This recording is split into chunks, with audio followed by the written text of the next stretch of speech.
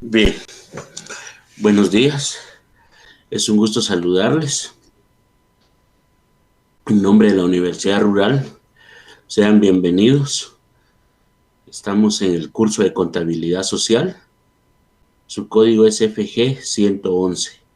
Estamos en la semana 16. El tema, las nuevas tendencias mundiales y su impacto a nivel país. Mi nombre es Renato Jiménez. Les recuerdo y les indico que hoy es el último día de clases en cuanto a su contenido.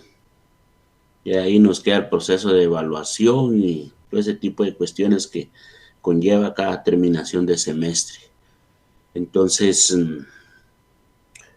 yo sé que para ustedes es de mucha alegría, pero en fin, llegamos al final del curso. Les comento que el material ya está siendo distribuido, ya se trasladó a donde corresponda para su distribución. Entonces, aprovechen, estudien. Eso creo que fue la meta al inicio del semestre, ganar el curso con el mayor esfuerzo posible y no solo ganar, sino que también, como dice el objetivo de la clase, aprender. Eso es lo sustancial. Entonces, ¿cuál es el objetivo de la clase? Que los estudiantes aprendan la importancia que las nuevas tendencias económicas mundiales y su impacto económico en el país. Bien, vean pues. La economía global ha estado cambiando. La globalización vino a impactar al mundo de tal manera que fue necesario una integración de carácter comercial a nivel mundial. Y cuando hablamos de carácter comercial, estamos hablando de muchos ámbitos. Porque como les decía en una clase pasada, que inclusive las nuevas tendencias mundiales llevan como meta específica en los países que son altamente desarrollados la comercialización de la mano de obra. Y les ponía el ejemplo, de Canadá, país donde actualmente está recibiendo muchos connacionales a través de programas directos que impulsa. Y vean quién nos está impulsando: el Ministerio de Trabajo y Previsión Social.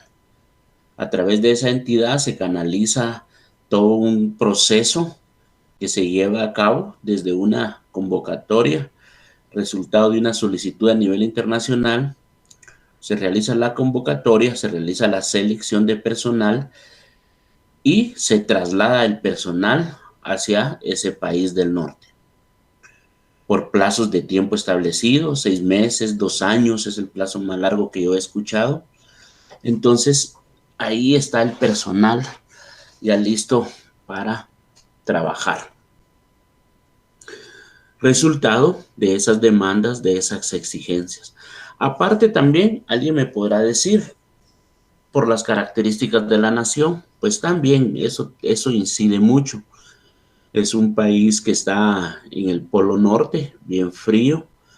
Hay lugares donde definitivamente son desérticos por los climas, pero también es parte de toda esta globalización que se está dando y cambios económicos, sociales, políticos que impactan la economía mundial, de tal manera que nosotros ya empezamos a dilucidar lo que son los agentes económicos. Eso lo hemos estudiado enfocados dentro de un contexto de nuestra economía nacional, la cual es muy parecida, y se los repito nuevamente, a toda la economía de los países del área latinoamericana, e inclusive les dije incluyendo a México, porque es muy parecido, inclusive hasta el idioma nos parecemos con México, que hablamos el español como idioma predominante. Los dos países del norte pues hablan inglés, y dentro de la parte sur, el cono sur, Brasil únicamente que habla el portugués. De ahí todo el contexto latinoamericano incluye, y se le llama por eso latinoamericano, por el idioma español. Entonces, eso es lo que tenemos que entender, cómo funcionamos y cómo esas nuevas tendencias han hecho que se amplíe ese rango de aplicación únicamente y exclusiva a lo que nosotros vimos cuando empezamos a ver el PIB, por ejemplo, y hablamos cómo se integra el PIB con el ingreso bruto que obtiene cada país a través de el funcionamiento o jugando su papel, que es lo que vamos a ver el día de hoy, de los agentes económicos. En su momento les dije, las familias, las empresas para inversión, el Estado a través de la inversión pública como elementos primarios. Ya con el desarrollo de la clase incluimos a las ONGs o a las entidades no lucrativas por las cuales se reciben donaciones del extranjero, y eso también viene a fortalecer el Producto Interno Bruto. Entonces, así lo hemos venido manejando, y el día de hoy vamos a puntualizar esos aspectos y otros factores que definitivamente tienen su importancia y su impacto a nivel mundial. Bien, entonces vamos a trasladarnos a lo que es un agente económico. Bien, entonces, veamos pues. Vean su importancia de esta definición. Vamos a ir leyendo las definiciones, las vamos a ir esbozando para poder facilitar el aprendizaje. Los agentes económicos son actores que intervienen en la economía bajo un determinado sistema económico y un conjunto de reglas de juego. Estas decisiones buscan optimizar su bienestar, moldean el mundo en el que vivimos y deciden la asignación de los recursos. Bien, vean pues. Los agentes económicos son actores que intervienen en la economía bajo un determinado sistema económico. Vamos a hablar de manera general lo que es el sistema económico capitalista. Ese es el que nos rige en la actualidad como sistema económico. Independientemente de todo lo que se comente en el ámbito político, en el ámbito social y en el ámbito económico, nosotros funcionamos bajo ese sistema capitalista, el cual se caracteriza por las relaciones comerciales de producción, distribución y consumo de los productos a nivel global. De ahí es donde se da esa brecha que permite esa apertura económica, esa brecha que permite que los países se interrelacionen. Pero al decir permiten, no es tan simple, sino que se debió haber creado una estructura comercial. Aeropuertos, por ejemplo, puertos, donde llegan los barcos a descargar los productos, líneas férreas, carreteras, infraestructura vial a lo interno de los países. Y por eso hablamos, y ahí es donde interviene el Estado, porque hablamos que tenemos que tener una infraestructura vial óptima que permita la comercialización. No solo, y veamos haciendo un análisis coyuntural, ahorita ustedes se dieron cuenta que el combustible encareció. El combustible se puso más caro.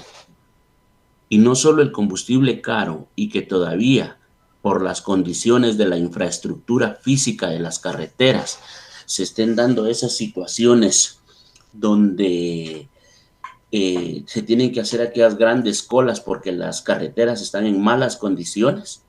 Ahí es donde se da el problema.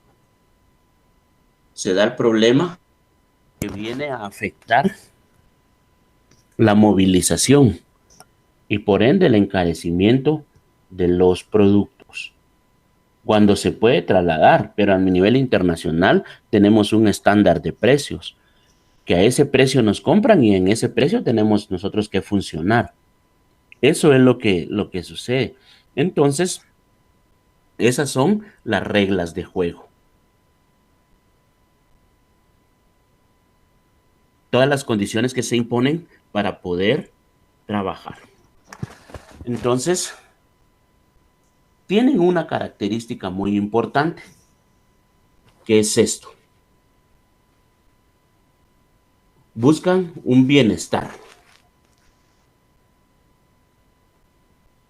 Y ese mismo sistema económico hace o es el que obliga a los países a vivir y tomar decisiones en este mundo.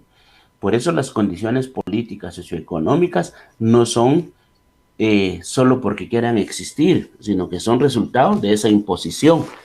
Veamos el ejemplo de Cuba. Cuba actualmente ya vieron que como país tiene una fama en cuanto a sus niveles de analfabetismo, y es muy cierto. En Cuba, el 100% de su población es alfabeta, profesionales de primera línea, grandes científicos, atletas, y han dominado el conocimiento en muchas áreas. El problema es que se le impuso un bloqueo económico, el cual le restringe esas operaciones de comercialización en forma libre y espontánea. Entonces Cuba casi no comercializa con el mundo, ni porque tiene esas prohibiciones. Porque su sistema, el sistema económico que ellos utilizan, ideológicamente lo fundamentan en un sistema socialista. Un sistema que choca en contra de los intereses del sistema capitalista, o no empata por sus ideas y sus formas de pensar y sus formas de actuar. Porque también hay que resaltar que este sistema capitalista lo que tienen esa capacidad son los dueños del dinero. Y cuando alguien quiere resurgir dentro de ellos, definitivamente se le imposibilita. A menos que. Pero ese no es el tema, sino que lo que estamos entendiendo el día de hoy es toda esa circunstancia que se está dando. Toda esa circunstancia que se está dando. Que no permite salirnos de ese esquema y nos somete. Guatemala como país está sometido a ese esquema capitalista y es el que nos controla y nos domina. Bien, entonces, siguiendo con eso, vamos a ver varias definiciones para que analicemos cada uno de sus elementos. Entonces nos dice que otra definición de los agentes económicos es verlos como los tomadores de decisiones económicas. Exactamente. Y ahí es muy importante que nosotros consideremos ese factor. Porque ya vimos anteriormente que las reglas de juego son impuestas.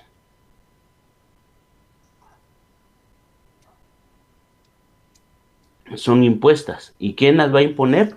El que tiene el control, el que tiene el dominio. Es como en una sociedad. En una sociedad están todos los socios, pero hay un socio mayoritario. Y la misma ley establece la forma de votación. ¿Verdad? El socio mayoritario, imaginemos que tiene 500 acciones. Y el resto de los socios entre todos suman 300 acciones. Son 800 acciones. Y para tomar decisiones, la ley establece que es un voto por acción.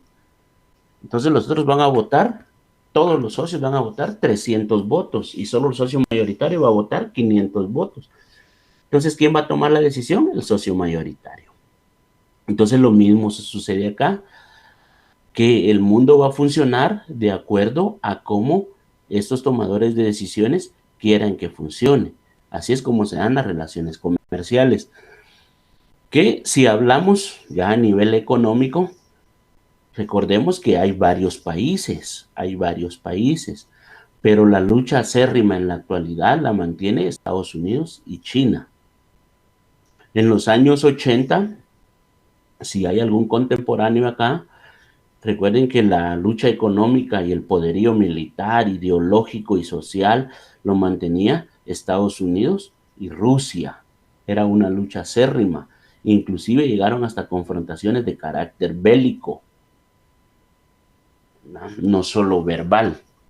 En la actualidad se da mucha todavía confrontación porque Rusia todavía es un actor político y económico dentro de la coyuntura. Si no, vean su vacuna. ¿Vieron? Nosotros, dentro de ese potencial científico que tiene, es uno de los mayores desarrolladores de la vacuna. Que sirva o no sirva, que funcione o no funcione, no es el tema, sino que el tema es que la están aplicando a nivel mundial. Pero ellos también mantienen ese sistema ideológico opuesto al capitalismo. Pero ellos tienen un poderío económico diferente al de Cuba. Entonces ellos pueden tomar decisiones. E inclusive ellos, a pesar de que Estados Unidos, y miren cómo es eso, Estados Unidos maneja la plataforma espacial, el único que tiene acceso a ella es Rusia. Los científicos norteamericanos no pueden llegar si Rusia no les hace el flete.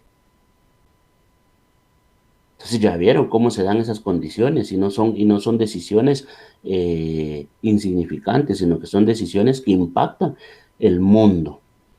Entonces nos dice que estos individuos pueden reconocer los diferentes factores, influencias y motivaciones de los diferentes grupos económicos. Ahí es donde cobra vital importancia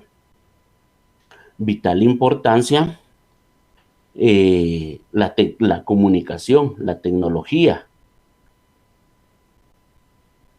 ¿Bien? La tecnología. Porque recordemos que ahora la información también es poder. Y por eso también se ha dado el desarrollo de todos aquellos aparatos. Yo se los dije en su momento, Guatemala superó esa disparidad o esa brecha que existía, que nos decían que estábamos 30, 40 años atrasados en relación al mundo, cuando empezó a aparecer la telefonía móvil, el uso de la computadora, cuando se implementó. Claro, eso empezó desde los años 80, ya formalmente a reproducirse.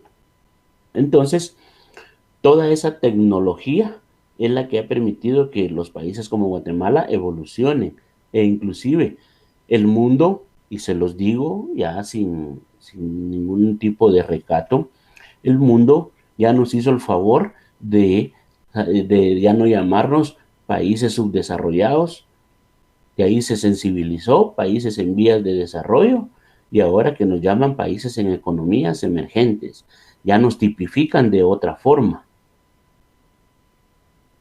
Por esa brecha, ese cedo que ya Guatemala está a la orden mundial. Toda información, ya vieron, entonces por eso están esas cadenas de televisión a nivel mundial, las cuales informan. ¿Por qué? Porque ese es uno de los factores muy importantes, la comunicación, las influencias. Miren, la mercadotecnia juega un papel muy importante. Los estudios de mercado, conocer los gustos y preferencias. Era lo que les decía. Las modas a nosotros, por ejemplo, en nuestros países, no las creamos aquí, no las imponen. ¿Y cómo llegan a Guatemala, a nuestros países tan rápido? Y no estoy criticando, sino que solo estoy haciendo un análisis comparativo. Las gorras con las viseras para atrás. ¿Ya vieron cómo se ven los puertorriqueños con esas gorras? Se ven muy bien, ¿verdad? Pero ya vieron que, no quisiera decirlo, pero nuestros paisanos o los guatemaltecos, hay muchos que no les va mucho esa gorra de visera plana, así como se la ponen ellos. porque no es una moda nuestra. Pero sin embargo, tenemos esa influencia. ¿Y cómo llegó? A través de los diferentes medios de comunicación. Entonces, las motivaciones de los diferentes grupos económicos. Los empresarios lo que pretenden es expandir su control, su dominio comercial, estoy hablando de Guatemala, esa posición económica preferente que tienen, y entonces el dominio, ahí sí que sobre las masas, sobre nosotros, ese control que deben de tener para influenciar como tomadores de decisiones a nivel nacional. Yo ya les dije que Guatemala no puede tomar decisiones a nivel internacional, no tiene la capacidad, pero sin embargo Guatemala a nivel centroamericano, a nivel americano, por decirlo así, está en una posición geográfica privilegiada, de la cual le permite poder agruparse, aprovechar esas oportunidades y comercializar. Entonces sí tiene algo de influencia dentro de ese sentido. Lo único que hemos tenido muy poca capacidad de dirección. Hay una definición técnica que también les quiero dar. Esa no está en las presentaciones, pero escúchenla y vean la importancia. Esta es muy importante que ustedes la tomen en cuenta. La voy a decir despacio, que inclusive hasta la podrían anotar por su importancia. Entonces, la definición técnica. Pero acá no vamos a ver agentes económicos, sino que lo vamos a individualizar para poder definirlo. Entonces diremos que un agente económico es toda persona física o jurídica que participa de algún modo o en alguna parte del proceso de una actividad económica. ¿Me vieron?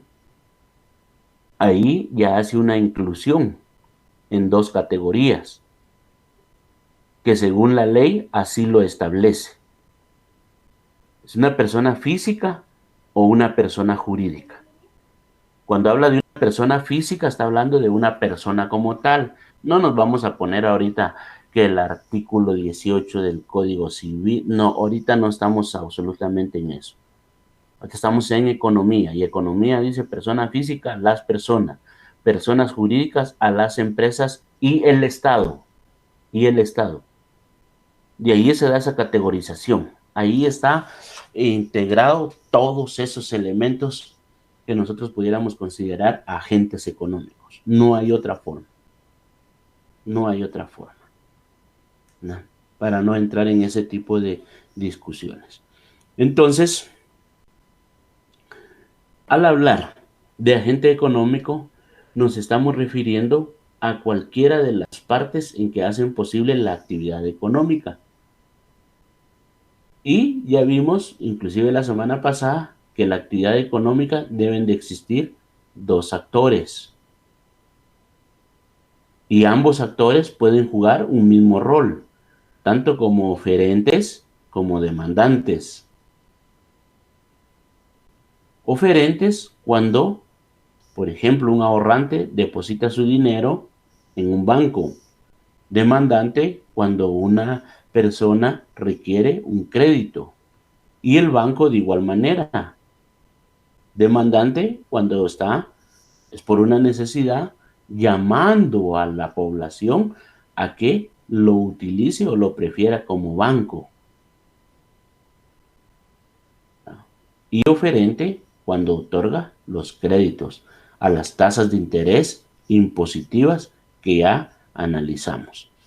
Entonces, podemos decir así, que dentro de la actividad económica y del proceso económico en general, siempre nos podemos encontrar con diferentes agentes.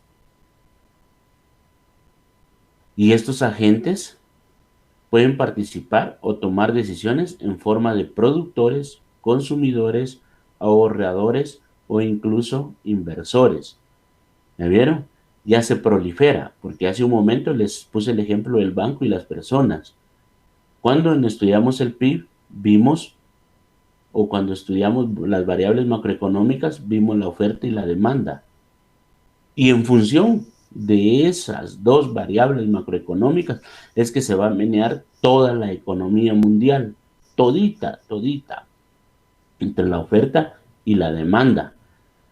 Pero entonces ahí se dan estos papeles: productores, consumidores, ahorradores, incluso inversores. Si ustedes pueden ver, productores, consumidores están en contraposición, ahorradores o inversores también están en contraposición. Uno ahorra y el otro invierte. O digamos, uno ahorra y el otro gasta, para que comprendamos. Pero siempre veamos, son figuras económicas que se dan en su desarrollo por los mismos agentes económicos, los cuales no pueden variar. ¿Y cuáles son esos agentes económicos? Las personas físicas o jurídicas. ¿Vieron? Es un ciclo. Por eso es que la economía es un ciclo, y así se le llama mucho, el ciclo económico. Bueno, entonces veamos y analicemos el siguiente término: agente económico. ¿Por qué le vamos a llamar agente económico? Veamos su etimología. Es una palabra ampliamente utilizada en teoría económica. Ahí es donde la vamos a utilizar. Agente económico en teoría económica. Dentro del lenguaje cotidiano no se utiliza con tanta frecuencia. Porque ¿qué pasaría si, por ejemplo, yo me encontrara con un amigo y yo le dijera: ¿qué tal agente económico?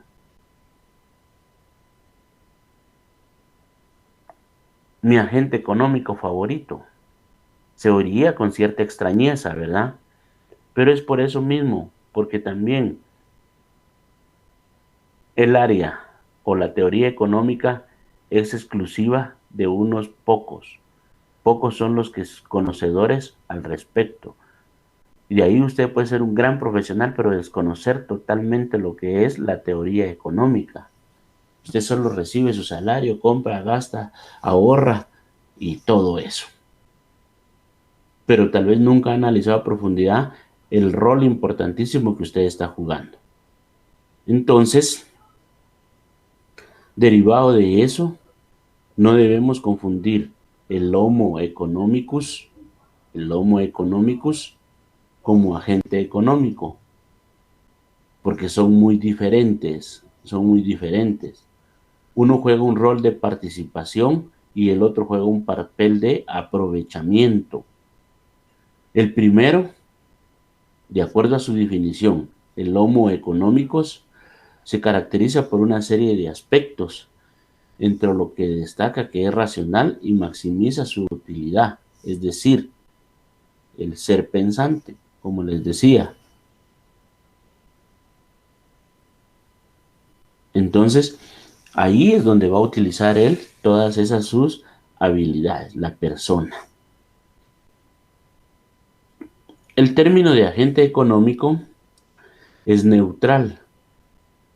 Ese es un término neutral. Y entonces, por lo tanto, los economistas, ellos dicen que lo pueden utilizar el término bajo diferentes supuestos si así lo desea. Así pues, puede determinar tanto que el agente es racional como lo contrario. Entonces, nosotros ahorita ya establecimos una categorización. Pero mire, Lika ahorita nos puede decir que puede ser racional o contrario. Volvemos a las figuras, física o jurídica.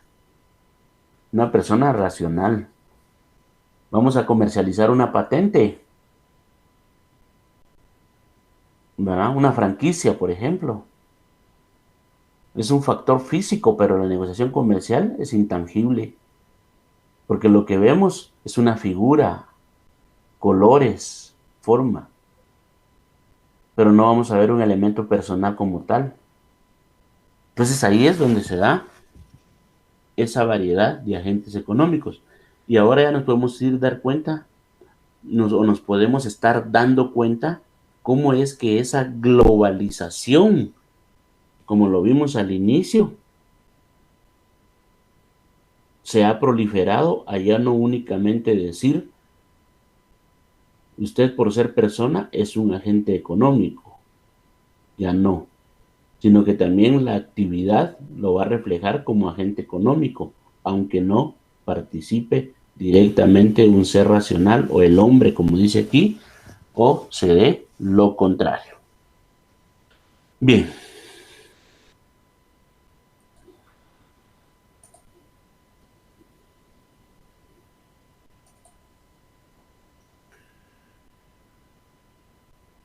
Continuando. Los agentes económicos son importantes, miren, en los supuestos que hacen los economistas para explicar fenómenos económicos. ¿Ya vieron? Eso es lo que no quiero que olviden, integran y tengan siempre presente. Que de agentes económicos hay categorizados de manera general. Para ser más específicos, hay dos, los físicos y los jurídicos, dentro de esa gran clasificación que vamos a empezar a ver dentro de un momento. Pero para explicar esos fenómenos económicos tenemos que realizar una determinación en cuanto a qué, a su rol, el papel que realice cada agente económico. Entonces, el concepto de agente económico fue creado por economistas con la intención de simplificar los procesos económicos y explicarlos de manera más sencilla. Y se reconoce su origen en los modelos económicos clásicos y neoclásicos. ¿Cuál es el modelo económico clásico? El capitalismo, como se los acabo de explicar. Y los neoclásicos, más que todo, ahí se me fue el nombre ahorita, el feudalismo, el feudalismo. El feudalismo. Ahí fue donde se empezó a dar esa segregación y se empezó como factor fundamental o factor de origen para el capitalismo. ¿Por qué? Porque no solo los descubrimientos y el avance de la ciencia fueron los que dieron catapultaron lo que es el feudalismo al capitalismo, no, sino que en el feudalismo fue donde originalmente se empezaron a dar esos excedentes de producción. En el esclavismo era un sometimiento del hombre por el hombre.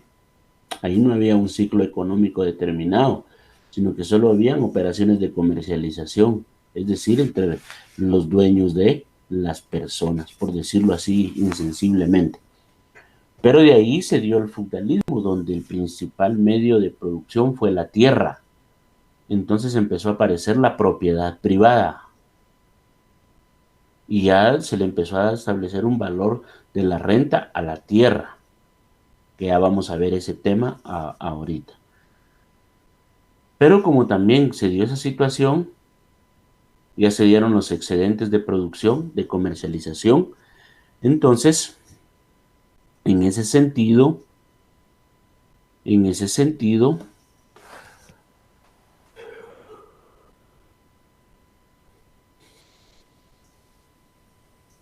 ahí se recuerdan que cuando vimos el tema del dinero, vimos el trueque, que las primeras formas de pago fueron el trueque antes de que apareciera el dinero o la moneda como mercancía. Y les ponía el ejemplo, ustedes me dan arroz, yo les doy frijoles, y así intercambiábamos ciertas porciones que hacían su equivalente. El problema es que ya todos intercambiamos, pero hubo uno que intercambió y le sobró. Entonces, ¿qué hace con eso que sobró? ¿Lo desperdicia? ¿Lo tira? Definitivamente no. se le alumbró. Bueno, voy a comercializar, voy a cambiarlo por otros bienes que no hay aquí, y salió a la vecindad. Realizó las operaciones de comercialización establecidas según la época y la norma y trajo otros productos que nadie los había utilizado en este lugar y fueron llamativos. Entonces se empezó a comercializar también. Pero entonces ya no tenían producto que dar. Ah, bueno, entonces tuvo que aparecer el dinero. Aquí se habla así de sencillo, pero esos procesos fueron largos. Ya vieron que el ser humano se ha desarrollado a prueba y error, y lo vemos desde que somos niños. Nosotros cuando hemos sido niños hemos cometido los mismos errores de los niños de ahora: quemarnos por tocar algo caliente, golpearnos por nuestra necedad de que no lo hagas, no lo hagas, y así como se golpea a un niño, así nos golpeamos nosotros en determinado momento, por ejemplo. Entonces, eso fue esos modelos económicos clásicos y neoclásicos. El sistema feudal, donde se dio ya la primera organización de tipo social, organizada. Ahí aparecieron los reyes y todo, todavía andan ahí un par de reyes todavía, reinas más que todo. Entonces, de ahí surgió ese sistema. De ahí nos vamos al capitalismo nato, al mero capitalismo, que es el que nos rige actualmente. Bien. En ese sentido, ahora vamos a pasar a los agentes económicos, pero vean cuáles son los agentes económicos básicos. Y son estos tres: las familias, las empresas y el Estado. ¿Vieron? Yo se los decía. Pero se ha integrado a eso las ONGs. Y ahorita vamos a ver otros elementos, porque por eso al inicio de la clase lo empezamos viendo. La globalización, el desarrollo económico, que se llama capitalismo. Entonces, en ese sentido, nosotros vamos a hablar en un momento de agentes o factores económicos. Aunque es muy similar el término, hay una disgregación o una separación de conceptos entre este y el que vamos a empezar a analizar. Entonces, en general, podríamos hablar de agentes económicos de forma individual o de forma general, de forma individual o de forma colectiva, que ya vienen a ser lo que nosotros vimos: las familias, las empresas y el Estado. Y dentro de esas, como nos dijo, puede ser físicas o jurídicas. ¿Vieron? Ahí está su integración. Entonces, en un modelo de equilibrio, un agente podría ser un comprador y otro podría ser un productor. Ahora la pregunta es, ¿qué es un modelo de equilibrio? Los que hemos visto. Punto de equilibrio entre la oferta y la demanda. Punto de equilibrio entre la oferta y la demanda de dinero. ¿Ya vieron? Pero les digo punto de equilibrio para que se asemejen. O les voy a explicar con otra situación. Todos nos quejamos del servicio de atención en el Estado, ¿verdad? En el ICS, en los hospitales. ¿Es cierto o me equivoco? Cuando llevamos 3 horas de estar ahí esperando, como que ya no muy nos parece. Y todos hemos vivido esas experiencias.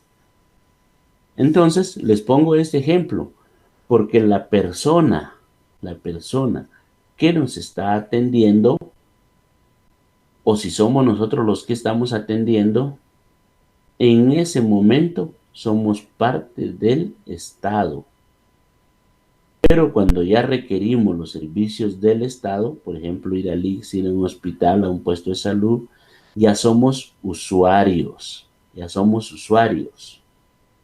¿sí? Primero brindamos la atención, ahora requerimos la atención. Entonces, aquí dentro de esos ciclos económicos podría ser comprador o podría ser productor. Y veámoslo, ciclo, un círculo. Y tiene razón. Un productor de maíz, ¿cuándo se convierte en comprador? Cuando compra los abonos químicos, cuando compra la semilla, cuando compra todo lo necesario para que produzca el maíz. Ahí estás jugando esa doble figura, y era lo que les decía. Porque él no puede hacer sus agroquímicos, los tiene que ir a comprar y a utilizarlos. Entonces, de forma general, la ciencia económica, las ciencias económicas como tal, miren, suele dividir en 4 agentes económicos. Y ahora, ¿por qué les voy a dar esta terminología? Y les voy a decir que pero lo vamos a explicar más adelante, aunque es muy parecida a la explicación que les voy a dar ahora. Pero hagamos una diferenciación. Primero era por ese sistema neoclásico incipiente, que era el feudalismo, el cual ya estaba casi en proceso de extinción, que lo denominó casi de esa manera. Entonces, como agentes económicos básicos o otros agentes económicos, aparte de estos 3 que tenemos en pantalla, tenemos los hogares. Miren la diferenciación. LIC es lo mismo. No. Hay una pequeña variación. Yo creo que les comenté el número de tíos que yo llegué a tener. Ya han muerto varios, pero creo que les comenté. Yo tuve 18 tíos. Perdón, 17, porque eran 18 con mi papá. Entonces, y de resultado de ellos también tengo. Entonces, esta es mi familia. Así es, quiero que le demos esa concepción, mi familia. Pero en mi hogar solo vivimos 4 personas. Entonces, cuando se empezaron a esbozar esos agentes económicos, se empezaron a hacer en forma granítica, de lo más pequeño a lo general. Entonces, los hogares, y esto es muy importante, yo se los voy a dar, y si pueden anótenlo por su importancia. Nos dice que los hogares forma parte tanto las familias, miren, como aquellas personas que viven solas pero toman decisiones económicas, decisiones que pueden ser consumir, trabajar por cuenta propia o ajena, incluso ahorrar e invertir. ¿Ya vieron?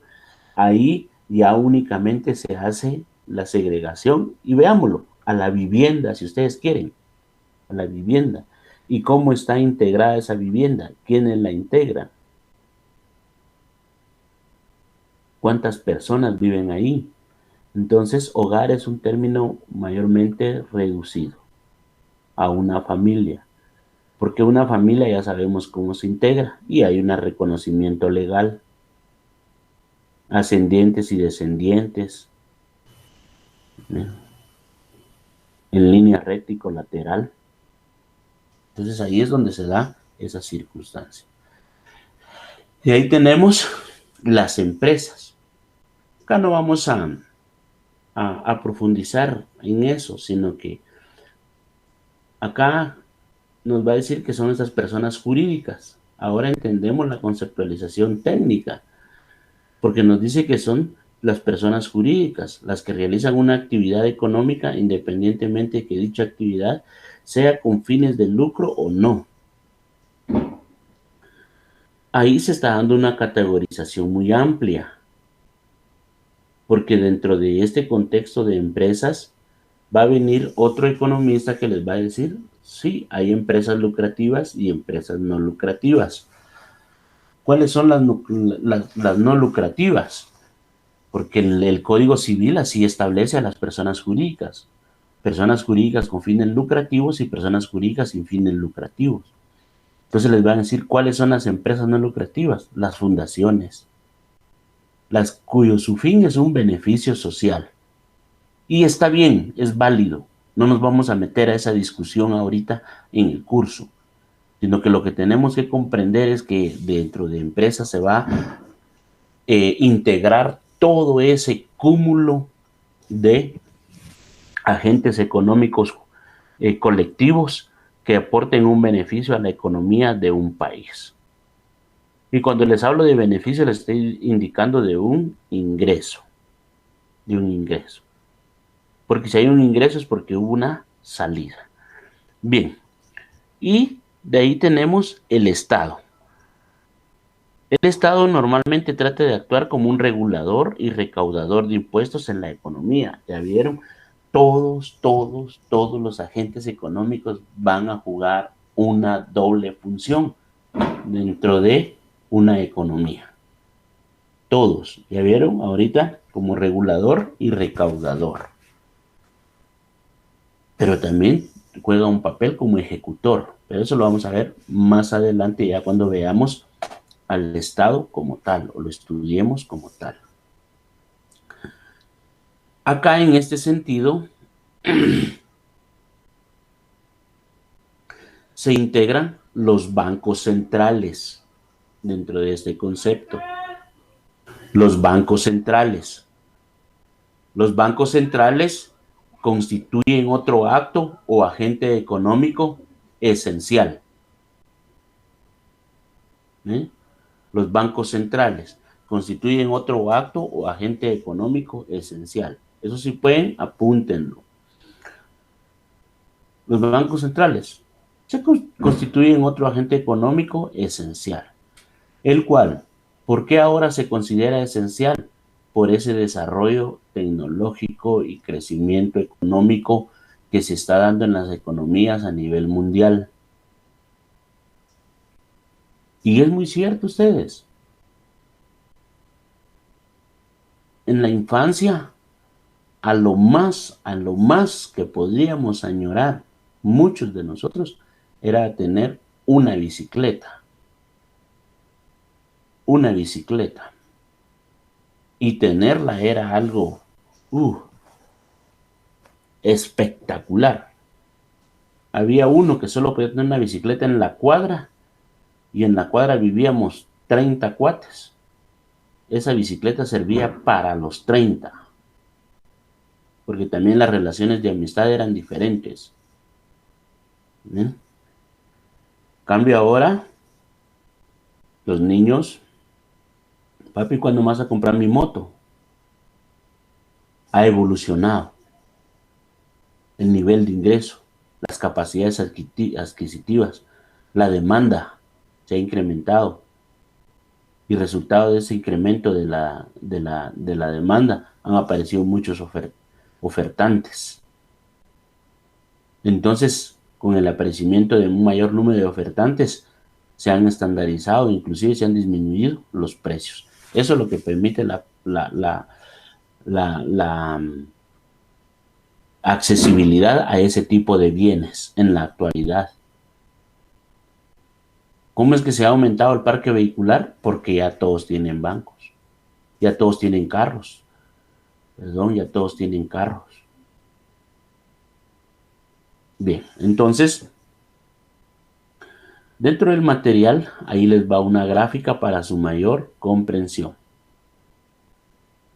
Tradicionalmente, eso era anteriormente, tradicionalmente no se incluían los bancos centrales en los agentes económicos, pero la importancia que han adquirido durante las últimas décadas los ha transformado en un agente económico y muy relevante, porque a través de ellos se da todo el flujo comercial de dinero.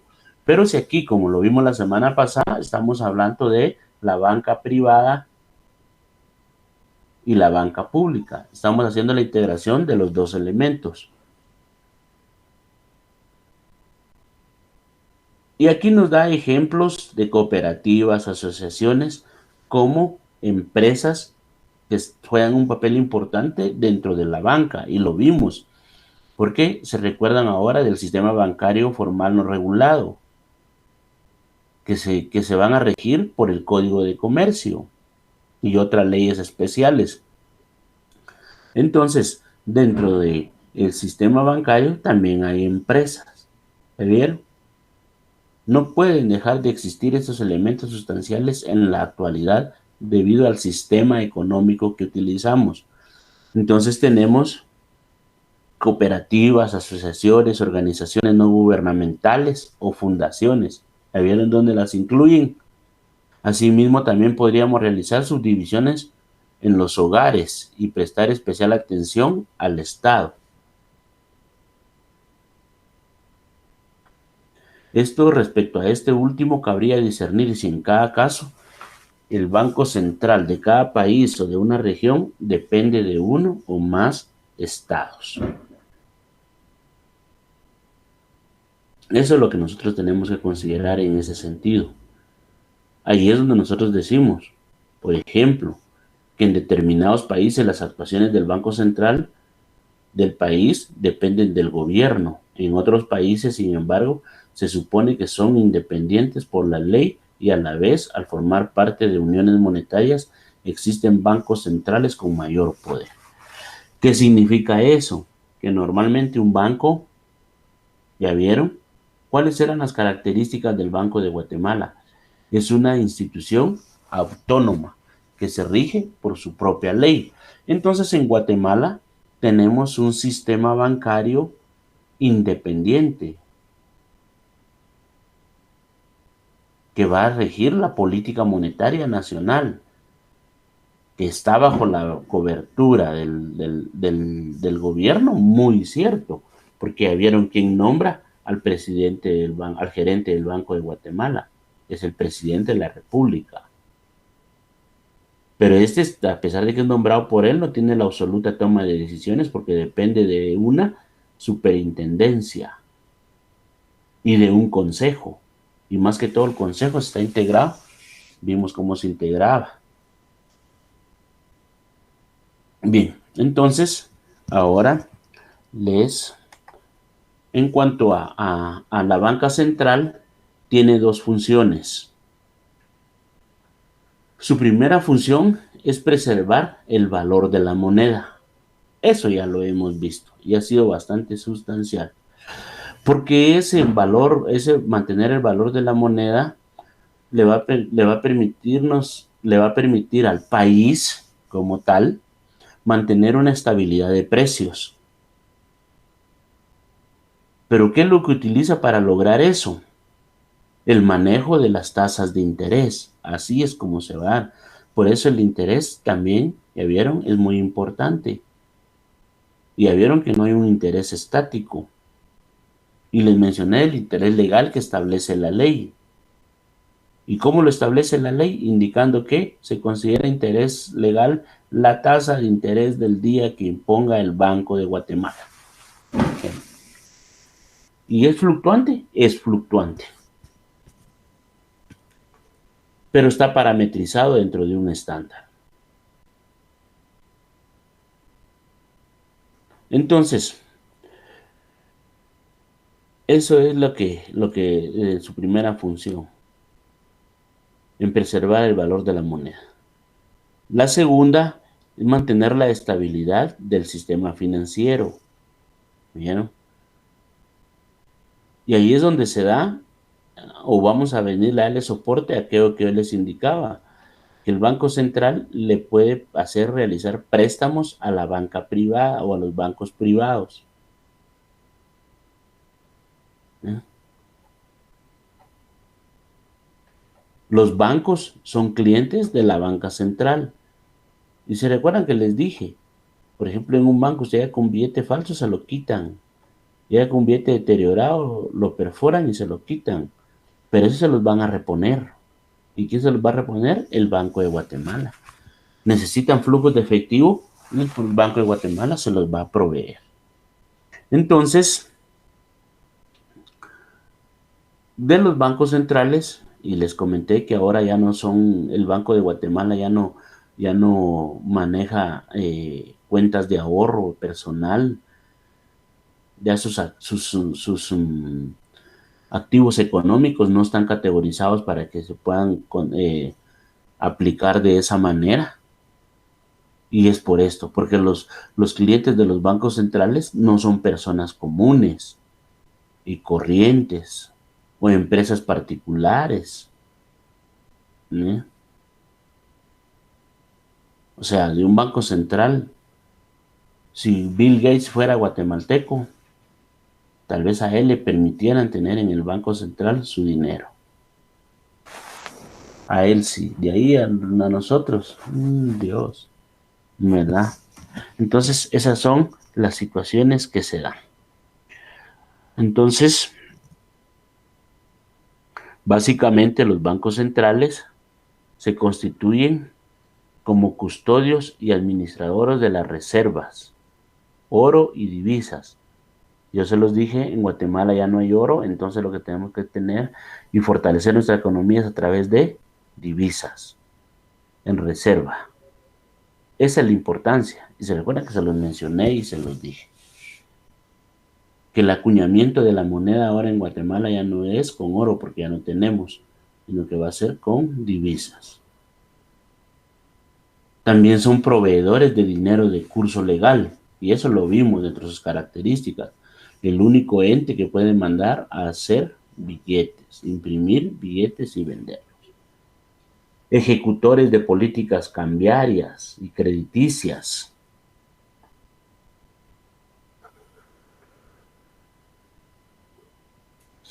Responsables de las políticas monetarias y la estabilidad de precios. Y prestadores de servicios de tesorería y agentes financieros de la deuda pública de los gobiernos nacionales. ¿Cuándo se realiza un préstamo de un banco internacional? ¿A dónde viene a caer el dinero? Al Banco de Guatemala. Y es por dictámenes de la Superintendencia de Administración Tributaria, de bancos, todo, es que se va a darle el origen de destino, el destino al dinero según su origen. Entonces, eso es lo que tenemos que ver en este sentido. Bien, entonces tenemos un doble papel de los factores o agentes económicos. Eso quiero que lo consideremos muy bien, porque hay una división que generalmente es aceptada según los agentes económicos, que es la que estamos viendo en la pantalla. Pero, sin embargo, esta que miramos en la pantalla vieron que no es única, porque nosotros ahorita acabamos de ver otra clasificación de factores económicos. Hay otras posibles clasificaciones que dividen en función de la actuación, es decir, el rol que juega cada uno de ellos. Entonces veamos, por ejemplo, la empresa como factor económico. Pero ¿cuál es su papel? Nos dice que la empresa puede ser a la vez compradora y productora, vendedora, ahorradora e inversora. Lo mismo ocurre con un trabajador, puede ser a la vez comprador, vendedor, productor, ahorrador e inversor. ¿Vieron? Todos juegan un doble papel, de eso nadie se escapa. ¿Y eso por qué es? Porque la dinámica económica ha evolucionado durante el último siglo, durante los últimos 100 años. Ya vimos cómo se dio ese gran paso para el desarrollo del capitalismo moderno en el año de 1778, 75. Ahí ya fue cuando apareció la Revolución Francesa, con la Declaración Universal de los Derechos Humanos. En el año de 1800 al 1812 se empezó a instaurar el Fordismo, el motor a vapor, ¿verdad? Es toda la época del Renacimiento, que le llaman los historiadores, donde se dieron los mayores descubrimientos científicos que existen hasta hoy día, la luz, la bombilla, muchas cuestiones en medicina. Entonces, eso fue lo que se dio durante esa época, que ha sido la base y el soporte de este último siglo, que es el año de 1901 al año 2000. Bueno, Entonces, la rapidez vertiginosa con que se dieron los cambios de los agentes económicos hace que no necesariamente un agente económico juegue un solo papel dentro de la actividad o la economía económica. Y ya les puse yo el ejemplo. ¿Ya vieron? De lo que son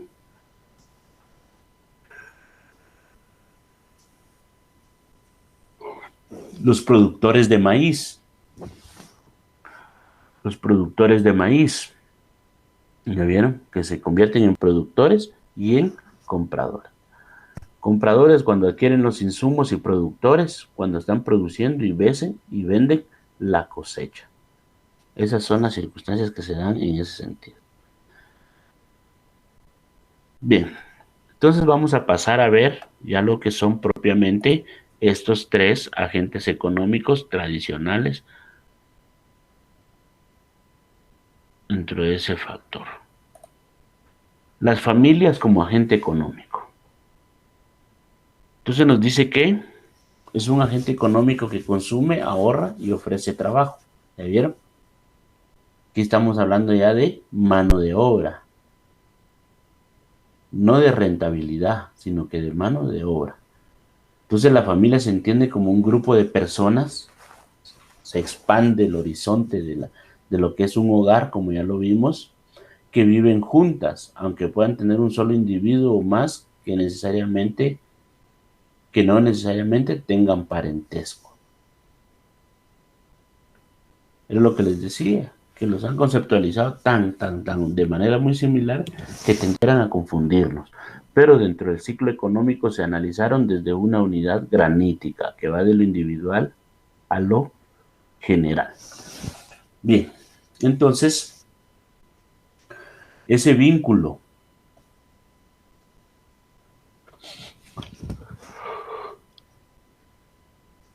que se da es porque viven juntas o tienen una estrecha relación entre sí.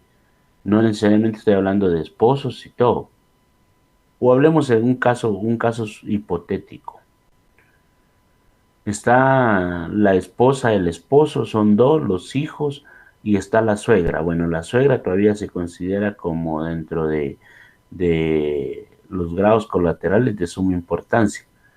Pero ¿qué pasa que si nos llevamos a vivir al hijo de un primo? Ella no tiene ningún vínculo, ni legal ni sanguíneo, según lo que establece la ley. Pero como agente económico le es funcional, porque juega un rol dentro de la economía. Entonces no importa. Es familia, y así lo conceptualizamos. De ahí donde se deriva aquella situación donde nos dicen que nuestra segunda familia es la empresa, porque convivimos todo el día con ellos. Ahí es donde se dan ese tipo de situaciones. Bien. Continuando con el tema, este sería el rol. Miren, el rol que van a jugar las familias. Entonces, las familias tienen una doble función.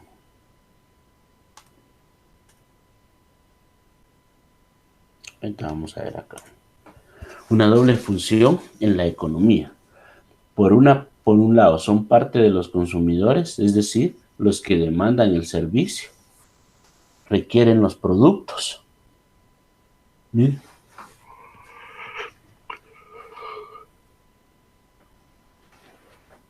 La característica es que son para el consumo final, dentro del proceso productivo.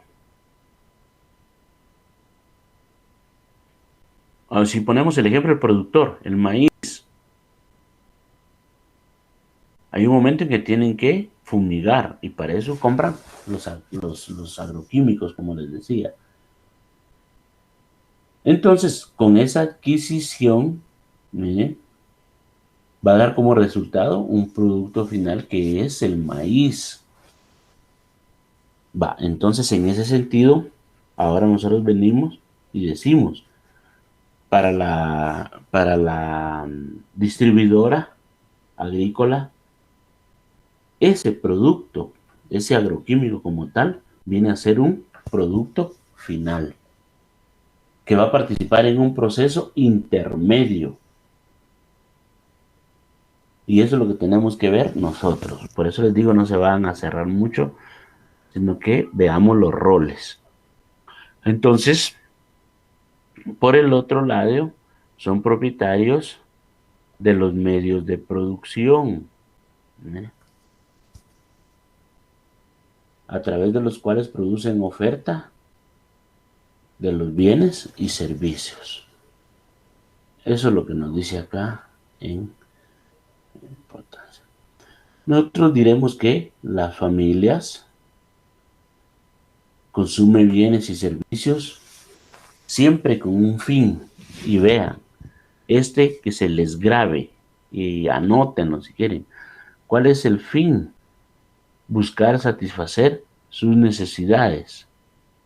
Ahorra buscando un consumo futuro mayor o se endeuda con la intención de adelantar consumo u ofrecer trabajo, sacrificando ocio para poder consumir bienes. ¿Qué es lo que nos está diciendo acá? Lo que les acabo de indicar.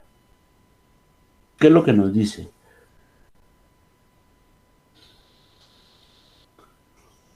Que como familias, como miembros de una familia, dependiendo de nuestra capacidad, y era lo que les decía, dependiendo de nuestra capacidad, podemos salir adelante. No solo jugar un papel, por ejemplo, de consumidor, sino que también buscar un papel preponderante como productor. Pero para eso se deben de sacrificar muchas circunstancias. Un pequeño contribuyente trabaja de tal manera que pareciera que se le va a acabar el mundo. Y así es, esa tiene que ser la actitud. Otras características de la familia es que el ingreso o sus ingresos los tienen, los ingresos que tienen, lo dividen en consumo, que es la compra de bienes y servicios, todos aquellos cuestiones básicas elementales que nos sirven para subsistir, ¿verdad? Para eso reciben el dinero, para satisfacer sus necesidades. Y dentro de eso tienen que considerar el ahorro, el pago de impuestos. Entonces ahí venimos a plantearnos un interrogante. ¿Qué tanto gastan o ahorran cuando las personas responden a una decisión de maximización de sus utilidades? ¿Eligen hacer lo que más les convenga? Definitivamente, así es. Así es. Bien, vamos a pasar al segundo elemento, que son las empresas. Y las empresas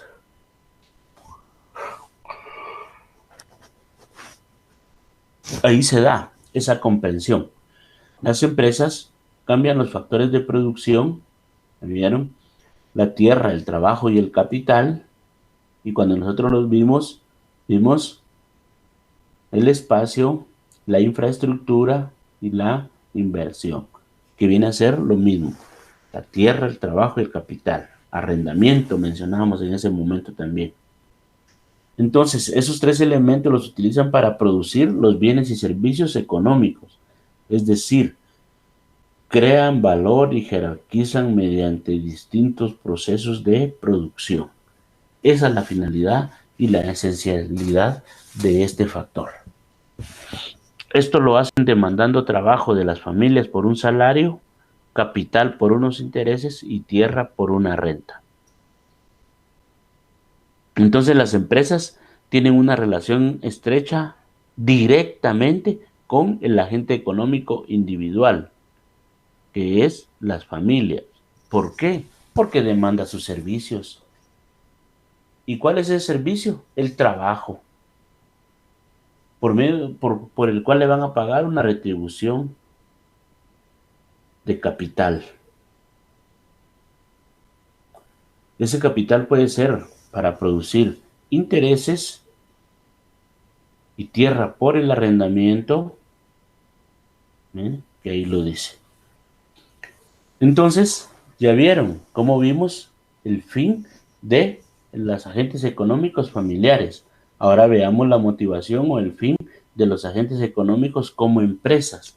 ¿Y cuál es el único fin? Maximizar su utilidad, esas ganancias económicas con la actividad económica que desempeñan. Es decir, con el fin con que fueron constituidos, así se van a dar esas circunstancias.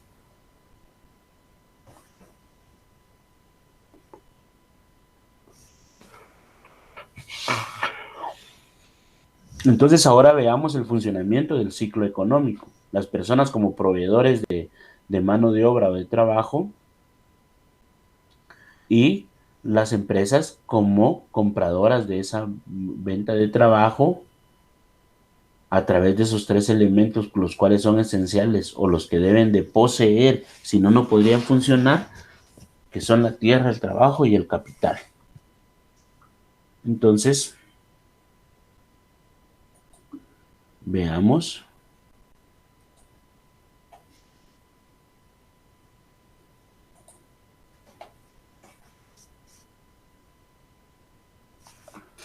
Ofrecen los bienes y servicios que son resultado de su actividad económica, productos finales, a los consumidores que pueden ser las familias, otras empresas o el Estado.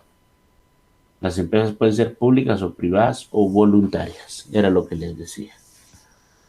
Ahí es donde se da esa circunstancia técnica de ese rol que juega cada uno dentro de la economía y los momentos. Y aquí miren, todo viene rentabilidad y producto final.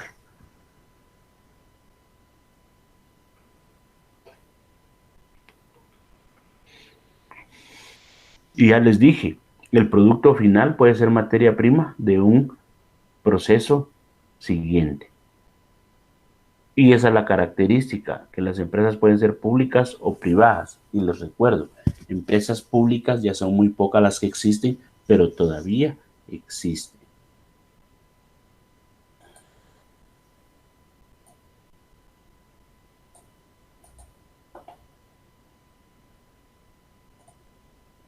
Bien, ahora veamos al Estado como agente económico.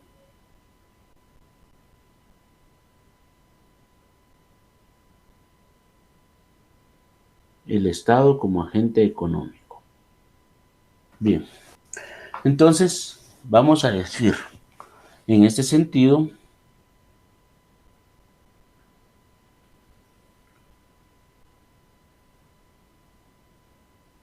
que el Estado no es considerado en la mayoría de los modelos económicos, pero sin duda tiene una gran importancia en la realidad económica de la mayoría de los países. El Estado no es considerado como un agente económico y ustedes se han podido dar cuenta. Como les he dicho yo, se integra el PIB acá en Guatemala. Y les he dicho, el Estado, cuando realiza inversión, ahí se convierte en un agente económico, porque es el resultado de eso tiene que haber una productividad, tangible o intangible, pero tiene que existir. Por eso es que no lo consideran un agente económico en muchos países, porque no produce. Básicamente sería esa la premisa fundamental, porque no produce. Bien.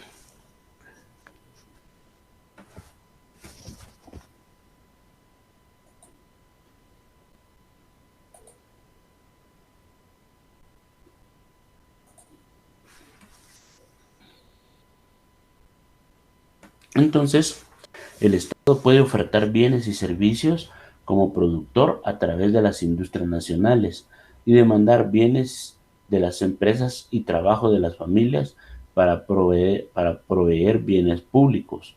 como por ejemplo carreteras o seguridad, salud, entre otros, educación. Miren, todos esos son bienes que produce el Estado y que están financiados por él. Entonces ahí es donde el Estado se convierte en un agente económico. Entonces también nos quiere decir que el Estado, muy importante, se los voy a decir despacio para que se les quede o lo anoten, o se los voy a repetir unas cuantas veces, pero nos dice que el Estado determina el nivel de impuestos que cobra a los otros agentes económicos para luego usarlas en su gasto público. Ahí es donde también se radica la importancia, donde dice el Estado determina el nivel de impuestos que cobra a los otros agentes económicos para luego usar en su gasto público. ¿Ya vieron? Entonces veamos. Y el Estado vimos que es un recolector, lo vimos al inicio, un recaudador, pero también es un ejecutor. Pero en este caso está estableciendo o haciendo esa aclaración que el Estado interviene a los otros dos agentes económicos a través de esa recaudación para su subsistencia. Pero también juega otro papel importante como regulador de precios, establecer leyes y limitar, miren, el consumo de ciertos bienes, establecer aranceles. ¿Para qué? Para comercializar productos. Eso tiene que llevar un precio. Entonces tienen que establecer esos aranceles. Y muchas veces es lo que nosotros hemos oído, pero eso ya saben cómo va, ya saben cómo va a terminar. Y definitivamente, así como uno supone, así termina. Entonces, también, en ese sentido, el Estado, también por medio de la política monetaria, ¿vieron? Que solo es un impulso de desarrollo, pero el que toma las decisiones es el Banco de Guatemala o la Superintendencia de Bancos. Entonces, la política monetaria modifica la cantidad de dinero disponible en la economía y las tasas de interés. Ya lo vimos. Lo que tienen que hacer es mantener esas fluctuaciones. Pero eso va a ser una determinación del Estado. ¿Cómo lo va a hacer? A través de la banca central, por la cual ejerce un control. Pero los que llegan ahí tienen que trabajar en forma autónoma e independiente. Entonces,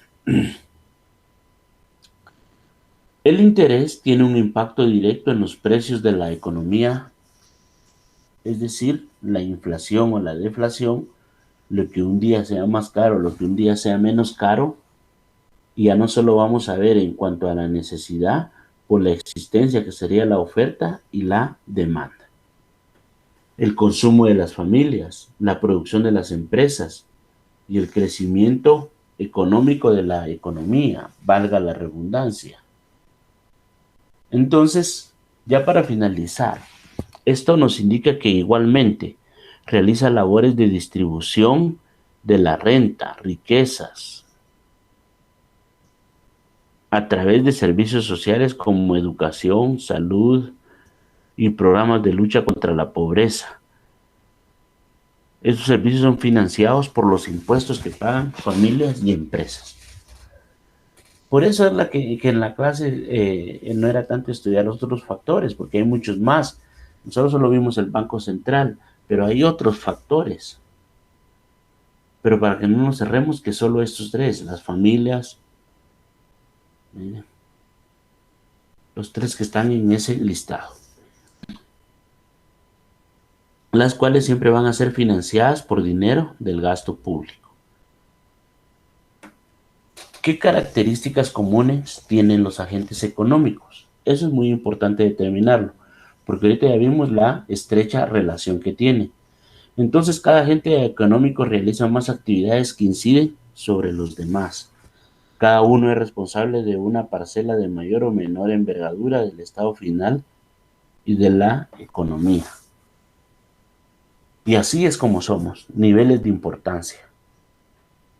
Y las políticas económicos sociales no le dan la importancia o el rol preponderante al agente económico, familia u hogar. Porque era lo que les decía, uno va a un hospital público y que lo atienden cuando Dios quiere o si no se ha muerto. Entonces, ese es el sentido de todo esto. Entonces, el Estado. ¿Cuáles son esas características comunes? El Estado está conformado por instituciones públicas. Oferta y demanda de bienes y servicios. Invierte en el mercado de los factores de producción. Recauda impuestos para autogestionarse, es decir, para autofinanciarse. Ese es las familias y las empresas. Bien, esa similitud emplean los bienes producidos como factores de producción. Es el ciclo. ¿Para qué hiciste ese machete? Porque algún día lo voy a necesitar y lo voy a tener que ir a comprar a la ferretería. Pagan rentas y por emplear los bienes. Pagan rentas por emplear los bienes en las alquileres. Esos son de uso exclusivo de las familias y las empresas como tal. Se ofrecen productos entre sí y al Estado, es decir, tanto una persona individual como un estatal, como un empresarial le puede dar servicios al Estado, ofrecerle la mano de obra que anda buscando. Entonces, buscan su seguimiento balanceando sus ingresos y sus pagos, las empresas mediante el equilibrio de su facturación y las familias mediante el ahorro. ¿Ya vieron? Esas son las categorizaciones que se dan en este sentido. Entonces, ahora tenemos las relaciones entre los agentes económicos. Esas relaciones entre los agentes económicos, como se ha venido evaluando a lo largo del curso y no solo de la clase el día de hoy, que para hacer ese análisis debemos de hacer o debemos de haber adquirido mucha capacidad de lectura. Y que vamos a leer cuáles son las relaciones que se establecen entre los 4 agentes económicos que van en todas las direcciones, porque aquí incluye los bancos. Entonces, se interrelacionan dentro de todos. No podemos funcionar en forma aislada. Entonces, vamos a decir que las empresas y las familias pagan impuestos al Estado para que este pueda funcionar correctamente. Las empresas otorgan bienes y servicios a la familia. Y las familias proporcionan mano de obra en los impuestos. Ese es todo un ciclo económico. El Estado ofrece subvenciones y ayudas a empresas y familias. Vimos las funciones del Estado benefactor. Entonces, dentro de toda esta lista como tal, ¿dónde quedan los bancos centrales? Pues ya los vimos. Ellos por política y desarrollo económico global no pueden estar atendiendo personas individuales, ellos atienden índices internacionales. Entonces ahí es donde se da la función del Estado. El equilibrio de las economías reside en que todos los agentes económicos realmente hagan lo que tienen que hacer. Eso es lo que debería ser lo ideal. Yo vengo como organismo ejecutivo, bueno, yo vengo a administrar, a ver la ejecución del gasto público. Yo, empresa, vengo a proveerle al Estado. ¿Qué le vas a proveer? Café en casa, por ejemplo, café en casa o instantáneo, mejor dicho, ¿verdad? Y entonces, derivado de eso, es donde se da esa interrelación entre unos y otros agentes económicos, los cuales son integrales en cuanto a su resultado a nivel nacional, porque de ellos es que vamos a financiar el presupuesto. Que por cierto, ya este mes se nos viene el presupuesto, entonces es de ponerle mucha atención debida. Bien, entonces, esto es lo que vamos nosotros acá a finalizar. Déjenme decirles que sí se cumplió con el contenido, no dejó ni un solo tema de verse, no se dejó de ver ni un solo tema, entonces me doy por satisfecho, me doy por servido, solo lamentando no poderlos podido conocer, pero les recuerdo, si ustedes me ven y dicen, mire, Lico, usted me dio clases, será un gusto saludarles y un estrechón de manos. Aunque después nos tengamos que echar alcohol, pero es bueno estrechar las manos con las personas. Bien, entonces las preguntas dicen de la siguiente manera. Son factores que intervienen en la economía bajo un determinado sistema económico y conjunto de reglas de juego. Esa es la pregunta número 1. La pregunta número 2 es toda persona física o jurídica que participa de algún modo o en alguna parte del proceso de una actividad económica. La siguiente pregunta forma parte tanto de las familias como aquellas personas que viven solas pero toman decisiones económicas. La pregunta 16.4 constituyen otro acto o agente económico esencial. La siguiente pregunta determina el nivel de impuestos que cobran los otros agentes económicos para luego usarlos en el gasto público. Bien, entonces esas serían las preguntas, jóvenes. De la manera más atenta, en nombre de la universidad, gracias por el semestre, gracias por la atención que nos dieron. Yo les deseo éxitos, quiero que ganen su curso, estudien, el material ya está disponible, ya fue trasladado por diferentes medios para que llegue a ustedes. Estudien. El éxito de todo estudiante es estudiar para obtener buenas notas. De mi parte, hasta aquí llegamos. Pasen una feliz tarde, éxitos en todo y que Dios me los bendiga. Se cuidan y hasta pronto.